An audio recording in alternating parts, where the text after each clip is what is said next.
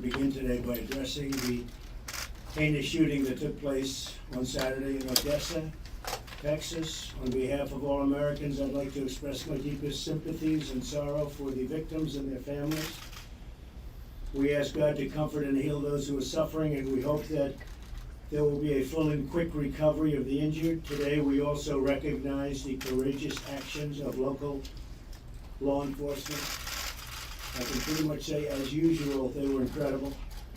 Several of whom were very seriously injured and wounded as they fought to end this monstrous shooting and save lives. I've spoken to Attorney General Barr, and we will provide all possible support from the federal government in the aftermath of this wicked attack. My administration is committed to working with Congress to stop the menace of mass attacks. They've been going on for a long time, decades now, and we want to do the best we can to reduce them. It'd be wonderful to say eliminate, but we want to substantially reduce the violent crime, and actually in any form, any of its evil forms. This includes strong measures to keep weapons out of the hands of dangerous and deranged individuals and substantial reforms to our nation's broken mental health system. Our goal must be to identify severely disturbed individuals and disrupt their plans before they strike. To reduce violence, we must also ensure that criminals with guns are put behind bars and kept off the streets. Public safety is our number one priority, always wanting to protect our Second Amendment, so important. We're here at FEMA headquarters to receive a briefing on Hurricane Dorian. I want to thank Acting Secretary Kevin McAleenan for the incredible job you've been doing, Kevin. Thank you in many ways, by the way. Acting FEMA Administrator Peter Gaynor. Peter, thank you very much. Secretary Elaine Chow. Secretary Mark Asper, thank you. Secretary Alex Azar, thank you very much, Alex, and all the good news coming out of your administration on drug pricing. Coming way down, we really appreciate it. It's going a lot further down. Administrator Andrew Wheeler, thank you, Andy. Dr. Neil Jacobs, thank you, good job. Senator Rick Scott is here in person. Thank you, came up from Florida. We appreciate that very much. Thank you, Rick. And many other senior officials and political folks and military leaders for joining us in person or by phone. The safety of the American people must always come first. My staff and I receive frequent updates to ensure that we are fully prepared, and we are fully prepared, but we really basically, I don't think, ever seen anything like is working. I want to thank the Coast Guard. Carl, I know that they're really ready.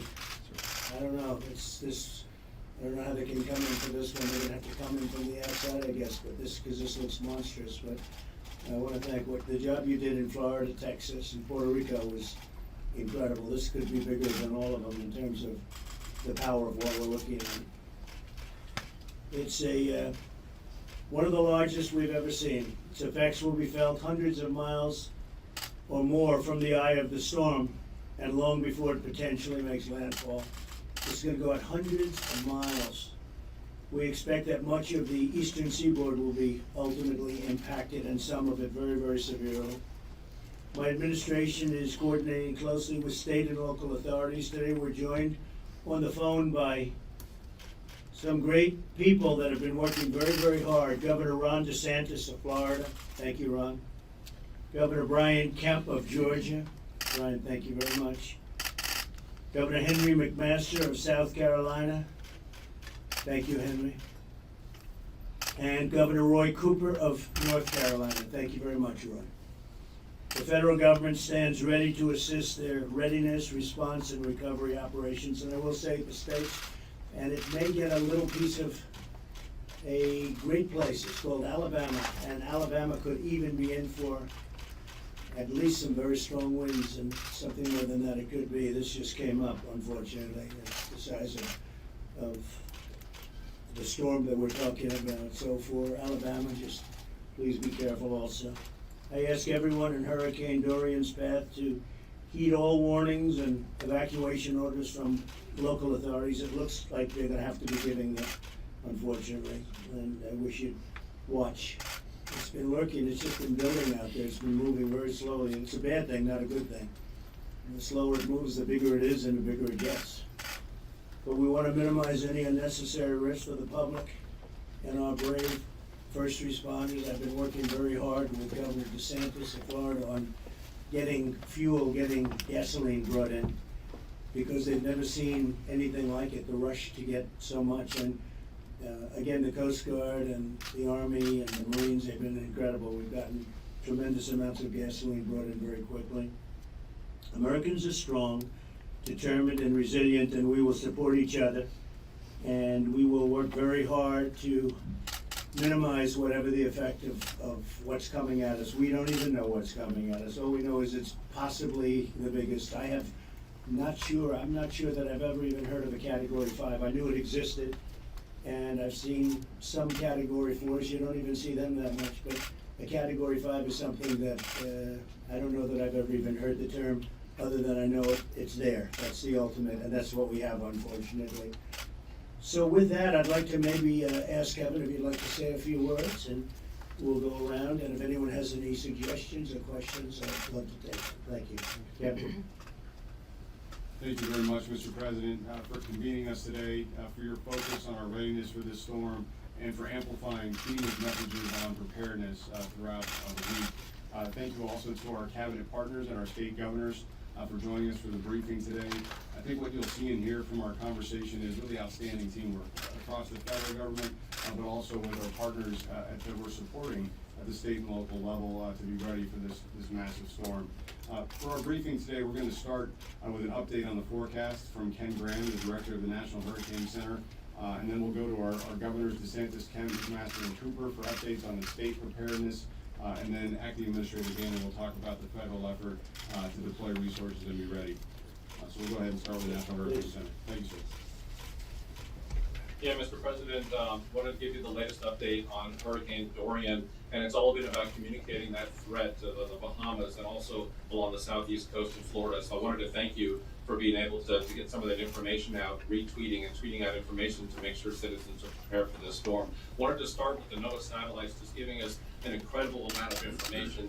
You look at the structure is just a textbook case of a very powerful hurricane, 180 miles an hour, a dangerous situation, and moving west at 7 miles an hour. So very slow storm. You can see the eye right here, very powerful, moving to the Bahamas, bringing devastating winds, devastating rainfall. You can see in some cases up to 30 inches of rain, and some of the storm surge getting up over 20 foot. So very dangerous situation for them. And the sheer size of the storm really points to some of the impacts as we move along and get more information on the forecast. The hurricane hunters, I wanted to definitely take the time, the Air Force hurricane hunters and the NOAA hurricane hunters, we're all trying to get away from the storm. These are the men and women in the aircraft that are flying right through the middle of the storm out and running patterns for us to get the latest information. So these forecast wind updates on the intensity has been coming from the data that we're getting from them. So just want to thank them, true heroes, getting the information that we need to make the forecast.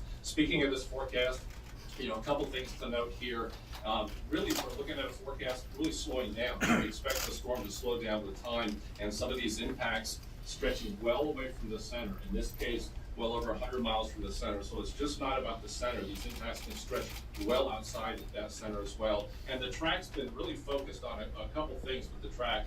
We've had a high pressure system out in the Atlantic, and that's what's caused the system to continue to move west. However, a fast system, if we had a fast system, it would have continued to move in that direction. Because of this slowdown, the inherent characteristics of these storms, sometimes they just slow down, and it's allowing a small trough steered. These things are steered by things thousands of miles away. That is allowing it to slow down and eventually turn. The big question is, where is it going to make that turn? And that's why we have the forecast now. It's such an important part of our forecast, because we really tell the general public not to necessarily just focus on that center line where that is. We tell them focus on the cone, because that's based on our average error over the last 5 years. So really the way to think about it is the center could be anywhere inside that cone. So that allows for solutions. So small changes could put this right along the coast We can also see landfall moving northward. So that's why we really tell people to really pay attention and be ready with time. And we're gonna be dealing with this hurricane all week. Look at the time frames here. This is 8 a.m. Monday, that's 8 a.m. Tuesday, very devastating for the Bahamas since this is so slow. That's Wednesday, Thursday, and Friday. So we're gonna see impacts in Florida, Georgia, and also the Carolinas with time. And the rainfall is something we wanna talk about. We'll have storm surge impacts. We'll also have some rain in addition to the winds. And some of this rain, this is a message that we're keying with the general public. We see these values 6 to 8 inches and in some places more, but the little teeny changes in that track can bring some of these higher values onshore. Right now, we're thankful most of those are offshore, but a small change does not, small changes in that forecast will give you a little wobble that causes that change to bring some of these high values onshore. So we're keeping everybody ready. We're doing the interviews. We're talking to the emergency managers. I just can't explain what a tight relationship, close relationship NOAA has and the Weather Service with FEMA, the state emergency managers, the governors, and also the local county and parish emergency managers out there. They're our partners, and we're all in this together. So that concludes my briefing, Mr. President. Could I just ask you, 2 days ago, we were given a really comprehensive briefing, and they seemed to think almost every prediction was that it was going to go right through Florida and into the Gulf, actually right across Florida. Does that not have a chance of happening now, or what do you think? I mean, everything seems now it goes up north. What do you think the chances that it goes directly straight as the original predictions were? Yeah, this well inside this cone, this kind of gets the variability in that forecast track. And what's happened with time, once it slowed down, the forecast had to nudge to the north because now it has that influence with that trough.